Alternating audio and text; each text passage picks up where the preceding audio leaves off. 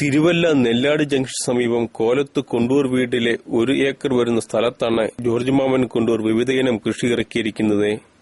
വാഴയും പ്ലാവും ജാതിയും തെങ്ങും മൻകുസ്തിയും ചീരയും പയറുമെല്ലാം സമൃദ്ധമായി ഈ വീട്ടുവളപ്പിൽ വിളയുന്നു. 1 വർഷം മുമ്പ് കൃഷിഭവനിൽ നിന്ന് ലഭിച്ച ടിഷ്യൂ കർച്ച വാഴകളിൽ 2 500-ലധികം കായ്കളുമായി വലിയ 2 കൊലകൾ വിളഞ്ഞ് പാകമായി കഴിഞ്ഞു. പ്ലാവിൽ വേര് മുതൽ ധാരാളം ചക്കകൾ കായ്ച്ചു കഴിഞ്ഞു. മാൻകുസ്തിയും ജാതിയും ഉൾപ്പെടെ ഫലം കായ്ച്ചു തുടങ്ങി. താൻ കൃഷിയെയും മണ്ണിനെയും സ്നേഹിക്കുന്നതിനെ സംബന്ധിച്ച് ജോർജ് മാമൻ കൊണ്ടൂർ വിശദീകരിച്ചു. പാരമ്പര്യമായി തന്നെ ഞങ്ങളെ സംബന്ധിച്ചിടത്തോളം ഇത്തരത്തിൽ ഉള്ള കൃഷിയോട് താല്പര്യമുള്ള ഒരു കുടുംബത്തിൽ പിറന്ന ആളാണ് ഞാൻ. തീർച്ചയായിട്ടും ഞങ്ങളുടെ വല്യപ്പന്മാർ മുതൽ ഞങ്ങളുടെ പൂർവികർ എല്ലാം തന്നെ കൃഷിയോട് ആഭിമുഖ്യമുള്ളവരാണ്. കാരണം ഈ മണ്ണുമായി ഒരു ബന്ധമുണ്ട്. അതുകൊണ്ട് തന്നെയാണ് ഈ മണ്ണിനോട് ഞങ്ങൾക്ക് ഒരു കടപ്പാടുണ്ട്. ഈ കൃഷിയോടൊരു താല്പര്യമുണ്ട്.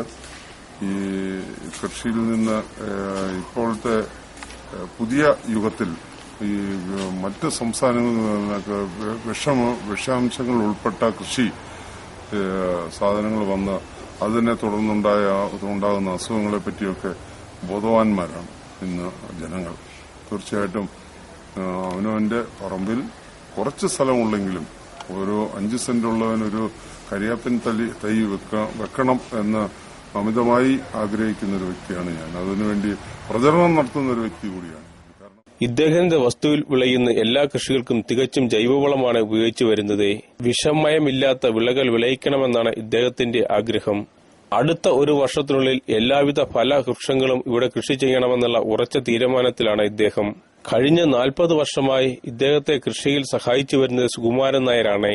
തിരക്കേറിയ സാമൂഹ്യ രാഷ്ട്രീയ പ്രവർത്തനങ്ങൾക്കിടയിലും കൃഷികൾ ശ്രദ്ധിക്കുന്നതിനും ആവശ്യമായ നിർദ്ദേശങ്ങൾ നൽകുന്നതിനും കൊണ്ടൂർ ശ്രദ്ധാലുവാണ്.